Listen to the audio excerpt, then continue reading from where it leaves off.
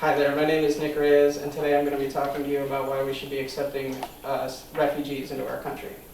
Did you know that according to the UN Refugee Center, more than 800,000 people have crossed the Mediterranean and Aegean so far this year, fleeing war, prosecution, and violence in Syria, Afghanistan, Iraq, Eritrea, and other countries?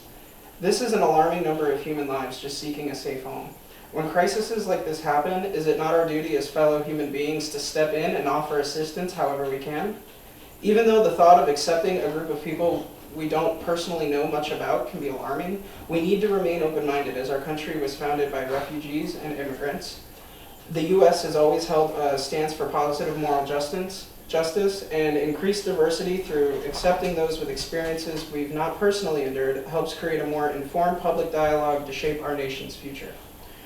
Once, a long time ago, there were numerous groups of radically imposed upon individuals. They were shunned, beaten, exiled, or killed simply because they didn't think the same way as others around them, whether it be religion or just simply their culture and way of life. They were persecuted for untold decades until they heard of a new land where they could be free to practice living however they wanted, so long as it didn't hurt anyone else in the process. They all embarked immediately to this new shore, and we now know them as the Pilgrims. The very first of our forefathers were nothing more than refugees of a land that no longer wanted them. So I ask you, how are the Pilgrims that would eventually build our now great nation any different than the refugees of the Middle East or anywhere else of the world? The answer is they aren't. They are people who are being stripped of their human rights in their homelands, seeking a fresh start and a chance at a fresh life.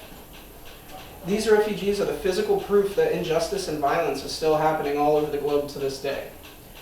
Our country was built on the foundation of religious freedom and freedom of speech as stated by our Constitutional Bill of Rights.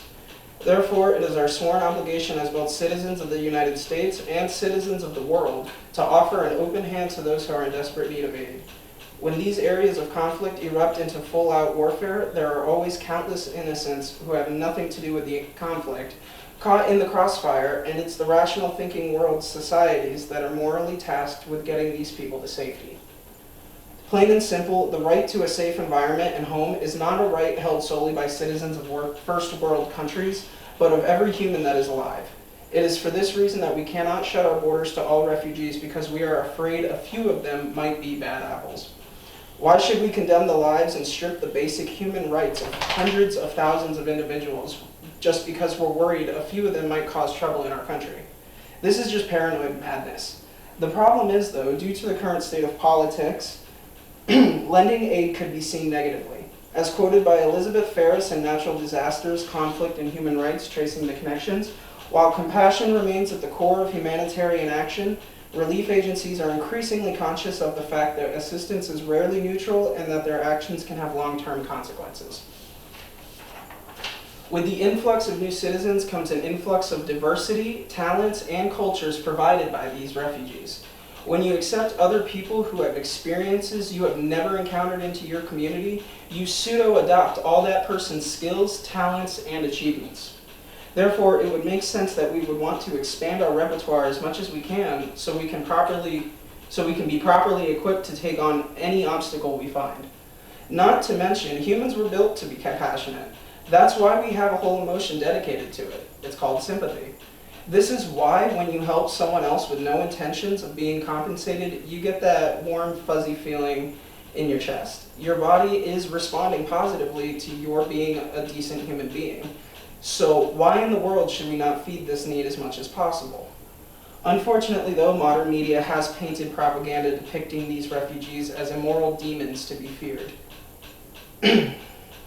As Robert D. Putnam states in his article, E Pluribus Unum, Diversity and Community in the 21st Century, the 2006 Johann Skype Prize Lecture, new evidence from the U.S. suggests that in ethically diverse neighborhoods, residents of all races tend to hunker down. This is the exact opposite of what our initial response should be. These are just scared people looking for some happiness and a home that will finally accept them. I want to share with you a story written by Laura McCollum. Laura is a college-age student who lives in Germany, where they have already started accepting refugees from Syria.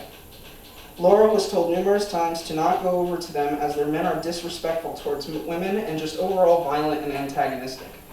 Laura decided to see for herself, and what she saw when she arrived were hungry, poor souls just looking for a way to be useful to their new community.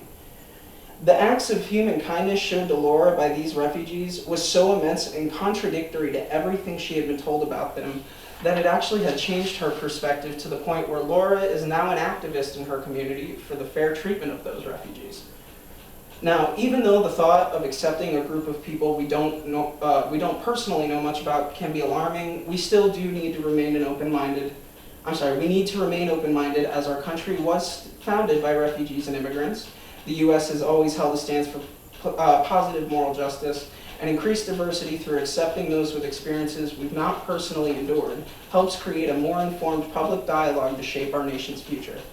A famous French historian and political scientist once wrote of our nation, "I know of no country in which, speaking generally, there is less independence of mind and true freedom of discussion than in America."